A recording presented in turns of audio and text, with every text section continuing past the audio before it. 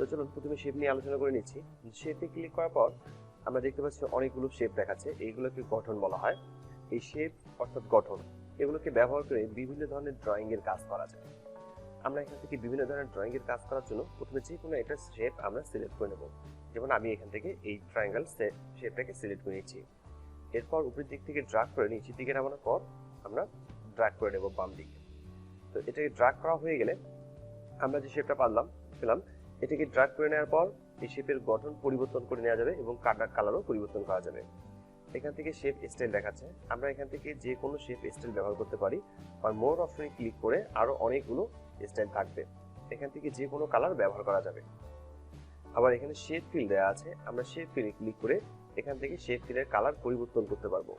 আমি এখানে একটি কালার সিলেক্ট করে নিচ্ছি। শেপ আউটলাইন কালার এখানে আছে, আমরা শেপ আউটলাইনের কালার পরিবর্তন করতে পারবো। আবার শেপের আউটলাইনটাকে বাড়াতেও পারবো। আমি শেপের আউটলাইনটাকে বাড়িয়ে দিয়েছি এবং আউটলাইনের কালারটাও এখান থেকে চেঞ্জ করলাম। আবার আউটলাইনের কালারটাকে আমরা উঠিয়ে দিতে চাইলে এখান থেকে আমরা নো আউটলাইনে ক্লিক করে এটাকে আমরা রিমুভ করতে পারবো। শেপ চেঞ্জ শেপে ক্লিক করে আমরা যে শেপটা তৈরি করেছিলাম, আমরা যদি এই শেপটাকে অন্য কোনো শেপে রূপান্তরিত করতে চাই, এটাকে ডিলিট না করে আমরা চেঞ্জ শেপে ক্লিক করব। চেঞ্জ শেপে ক্লিক করে আমরা যে কোনো একটাতে ক্লিক করলে আমাদের শেপের গঠনটা পরিবর্তন হয়ে যাবে। কিন্তু আমি আগেটাই রাখছি। ইভের কাছে আরও বেশ কয়েকটা আছে, এগুলো নিয়ে আমরা পরবর্তীতে আলোচনা করে নেব। তো আমি এখানে একটা শেপ তৈরি করেছি। এখন আরও একটা শেপ তৈরি করার জন্য আমাকে আবার ইনসার্টে ক্লিক করতে হবে। ক্লিক করার পর শেপে ক্লিক করতে হবে। শেপে ক্লিক করার পর আমি এখান থেকে নিতে পারবো। তবে আমি ইনসার্টে ক্লিক না করেও আমি শেপ তৈরি করার পর যেখানে ফরম্যাট কথাটা পাচ্ছি, এখানে শর্টকাট আমার এখানে শেপগুলো চলে আসছে। আমি এখান থেকেও শেপগুলো নিতে পারি, এখানে ক্লিক করে শেপগুলো নেওয়া যাবে। তো আমি এখান থেকে একটু রেক্ট্যাঙ্গেল বক্স নিচ্ছি।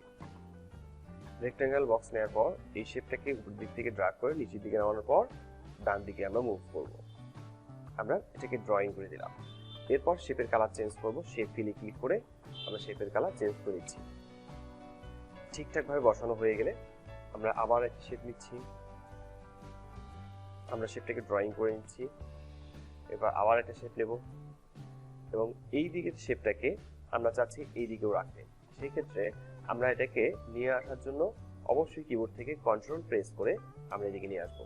কন্ট্রোল প্রেস করে নিয়ে আসা অবস্থায় যদি একটু নিচে অথবা উপরের দিকে উঠে যায়, তাহলে কিবোর্ড থেকে শিফট প্রেস করতে হবে। কিবোর্ড থেকে শিফট প্রেস করে ধরলে তাহলে এটা সোজা হয়ে যাবে, অর্থাৎ একটু বাঁকা হওয়ার সম্ভাবনা থাকবে না। তো এটা হচ্ছে শেপের ব্যবহার। শেপ ব্যবহার করে আমরা ড্রয়িং এর কাজ করতে পারবো। এছাড়াও শেপগুলো ব্যবহার করে আমরা এখন একটা ফ্ল্যাগ তৈরি করি। আমরা একটা ফ্ল্যাগের মডেল নিচ্ছি, শেপ নিয়ে নিলাম এবং এটার কালার চেঞ্জ করার জন্য শেপ ফিলে ক্লিক করব। আমরা এখান থেকে যদি কালার খুঁজে না পাই, সেই ক্ষেত্রে আমাদেরকে মোর ফিল কালারে ক্লিক করতে হবে। আমরা মোর ফিল কালারে ক্লিক করব। এখান থেকে স্ট্যান্ডার্ড এবং কাস্টম, এখানে দুইটা অপশন আছে। আমরা স্ট্যান্ডার্ড কালার চুজ করতে পারি এবং কাস্টমও কালার চুজ করতে পারি। আমরা স্ট্যান্ডার্ড থেকে কালার চুজ করে নিচ্ছি। এরপর হচ্ছে ওকে লেখাটা ক্লিক করব। কালার চেঞ্জ হয়ে গেছে। এরপর আমরা একটা ওভাল নেব, এবার মাঝখানে ড্র্যাগ করব। আমরা মাঝখানে ড্র্যাগ করে নিচ্ছি। এখানে মাঝখানে ড্র্যাগ করে নেওয়ার পর এটা কালার চেঞ্জ করার জন্য আবার শেপ ক্লিক করব এবং কালার চেঞ্জ করব। ঠিক এভাবে শেপ ব্যবহার করে বিভিন্ন ধরনের ড্রয়িং এর কাজ পাওয়া যায়।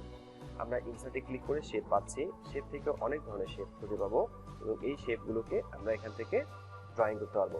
এই শেপের আরেকটি বৈশিষ্ট্য আছে, যখন আমি একটা শেপ তৈরি করলাম, এই শেপটাকে তৈরি করার সময় যদি আমরা এলোমেলোভাবে তৈরি করি, যেমন এটা আকৃতিটা খারাপ হয়ে যাচ্ছে, সেক্ষেত্রে আমরা কিবোর্ড থেকে শিফট প্রেস করে দেবো, তাহলে এই আকৃতিটা ঠিক থাকবে। এবং এই শেপের কালার চেঞ্জ করার জন্য শেপ ক্লিক করে কালার চেঞ্জ করতে হবে এবং শেপ আউটলাইন আমরা দেখতে পাচ্ছি এবং শেপ আউটলাইনে ক্লিক করে আমরা আউটলাইনের কালারও পরিবর্তন করতে পারবো। এবং আউটলাইনটাকে আরো ডাবল করার জন্য আউটলাইনে ক্লিক করতে হবে। এখান থেকে হোয়াইট থেকে আউটলাইনটাকে আমরা বাড়াতে পারবো। তো এইটা একটা স্মাইলি হয়ে আছে, কিন্তু আমি একটা স্যাড তৈরি করতে যাচ্ছি। তো এই জায়গায় একটা হলুদ রঙের পয়েন্টার আছে, এখানে ক্লিক করলে আমরা এখানে ক্লিক করে উপর দিকে উঠে দিচ্ছি, এটা স্যাড হয়ে গেল। আবার এটাকে উপরে পয়েন্টারটাকে ধরে নিচের দিকে ট্র্যাক করে নেব, আবার এটা স্মাইলি হয়ে গেল। তো এভাবে আমরা চাইলে যে কোনো, আমি দুই দিকে দুইটা রাখছি, সেটা হচ্ছে এটাকে রাখছি সেট করে, এটাকে স্মাইলি করে। তো দুই দিকে দুইটা আমরা শেপ তৈরি করলাম।